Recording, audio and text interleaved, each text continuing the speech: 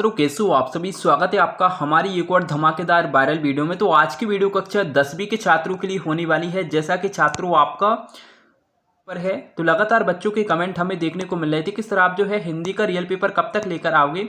तो फाइनली आज की इस वीडियो में हम आपको पूरा का पूरा रियल पेपर लेकर आ चुके हैं। यही पेपर आपको जो है 6 मार्च को आपको अपनी वार्षिक परीक्षा में देखने को मिलेगा।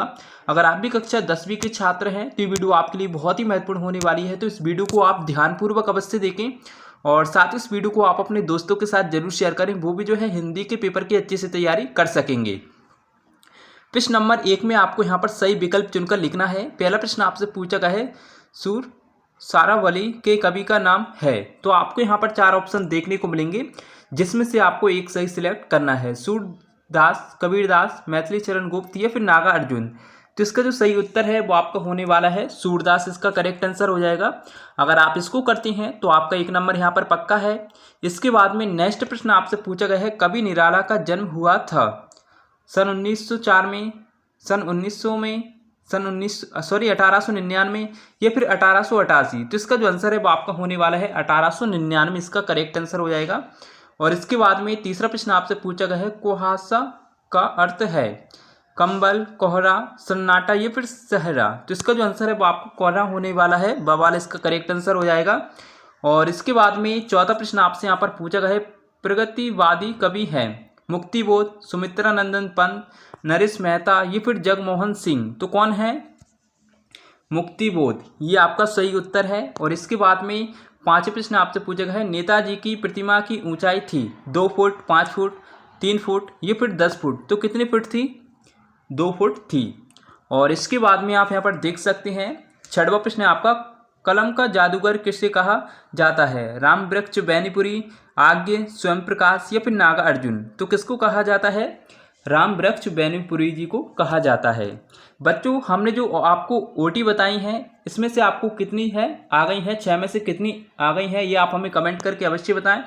और इसके बाद में प्रश्न नंबर 2 में आपको रेगिस्तानों की पूर्ति करना है। आपको यहाँ पर ऑप्शन देखने को मिलेंगे। पहला प्रश्न आपसे पूछा गया है वल्लभाचार्य के डैडस के गुरु थे सूरदास, परशुराम या फिर तुलसीदास। तो इसका जो आंसर है वो आपका होने वाला है परशुराम, ये आपका करेक्ट आंसर हो जाएगा। और इसके बाद में दूसरा प्रश्न आपसे पूछा गया है दोहा छंद की प्रथम एवं तृतीय पंक्ति में डैडस मात्राएं होती हैं। तो कितनी कितनी मात्राएं होती हैं? 13 मात्राएं होती हैं। पेपर को आपको बिल्कुल भी मिस नहीं करना है अगर आप 6 मार्च को हिंदी का पेपर देने वाले हैं, क्योंकि मोस्ट इंपोर्टेंट क्वेश्चन आपके होने वाले हैं। यही पेपर आपको जो है वार्षिक परीक्षा में देखने को मिलेगा। आप यहाँ पर देख सकते हैं। तीसरा प्रश्न है आपका रस के डैडस अंग होते हैं 2, 4 या फिर 6। तो कितने अंग होते हैं? 4 अंग होते हैं, ये आपका सही उत्तर हो जाएगा। और इसके बाद में चौथा प्रश्न आपसे पूछा गया है आधुनिक हिंदी कविता का प्रारंभ संबंध डैडस से माना जाता है 1900, 1901 या फिर 2000। तो कब से माना जाता है? 1900 से माना जाता है। और इसके बाद में 5वें प्रश्न आपसे पूछा गया है अर्थ की दृष्टि से वाक्य के डैडस प्रकार होते हैं 5, 7 या फिर 8। तो कितने प्रकार होते हैं? 8 प्रकार होते हैं। और इसके बाद में 6वां प्रश्न आपसे पूछा गया है छंद के डैडस प्रकार हैं 2, 3 या फिर 4। तो कितने प्रकार हैं? 2 प्रकार हैं, वार्णिक छंद और मात्रिक छंद। और इसके बाद में प्रश्न नंबर 3 में आपको जो है सही जोड़ी का मिलान करके लिखना है, जो कि आप यहाँ पर देख सकते हैं। तो पहले का आपका जो आंसर है मैथिली चरण गुप्त, इसका जो आंसर है वो आपका होने वाला है पंचवटी, ये आपका करेक्ट आंसर हो जाएगा। और इसके बाद में दूसरा प्रश्न है आपका दूसरे का आपका जो आंसर है वो आपका होने वाला है ऋषाई। तो दूसरे का आपका जो आंसर है वो आपका होने वाला है क्रोध करना। 5वां वाला आपका करेक्ट आंसर हो जाएगा 5वां। और इसके बाद में चौपाई, तो इसका जो आंसर है वो आपका होने वाला है 24 मात्राएं, ये आपका करेक्ट आंसर हो जाएगा 24। और इसके बाद में चौथा प्रश्न आपसे पूछेगा है एक अंक। तो चौथे वाले का आपका जो आंसर है वो आपका होने वाला है एकांकी, जो कि आप यहाँ पर देख सकते हैं। फर्स्ट वाला इसका सही उत्तर हो जाएगा एकांकी। और इसके बाद में शिव पूजन सहाय, तो इसका जो आंसर है वो आपका होने वाला है माता का आंचल। राम वृक्ष बैनीपुरी, तो इसका जो आंसर है वो आपका होने वाला है मुजफ्फरपुर, ये आपका करेक्ट आंसर हो जाएगा चौथा वाला। और इसके बाद में आप यहाँ पर देख सकते हैं प्रश्न नंबर 4 में आपको एक शब्द एक वाक्य में उत्तर लिखना है। ये आपके 6 नंबर के रहने वाले हैं। तो पहला प्रश्न है आपका, रामचरितमानस का मुख्य छंद डैश क्या है? तो क्या है? चौपाई। चौपाई चौपाई है। और इसके बाद में नेक्स्ट प्रश्न है आपका, विनय पत्रिका की रचना किस भाषा में हुई है? तो किस भाषा में हुई है? ब्रज भाषा में। ब्रज भाषा में हुई है। और इसके बाद में कामयानी किसकी रचना है? किसकी रचना है?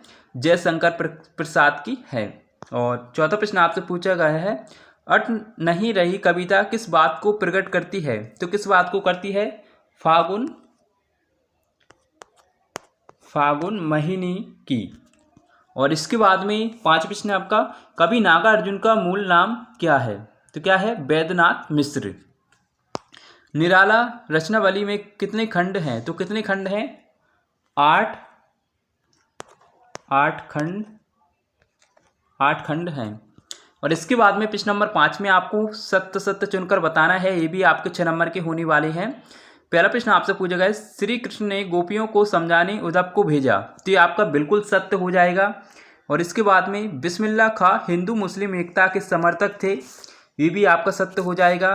और तीसरा प्रश्न आपका, पर्वतीय सुंदरता मन को नहीं भाती। तो ये आपका असत्य हो जाएगा। और चौथा प्रश्न आपका, संस्मरण में कल्पना तत्व की प्रधानता होती है। तो चौथा आपका जो है ये भी आपका असत्य हो जाएगा। और पांचवा प्रश्न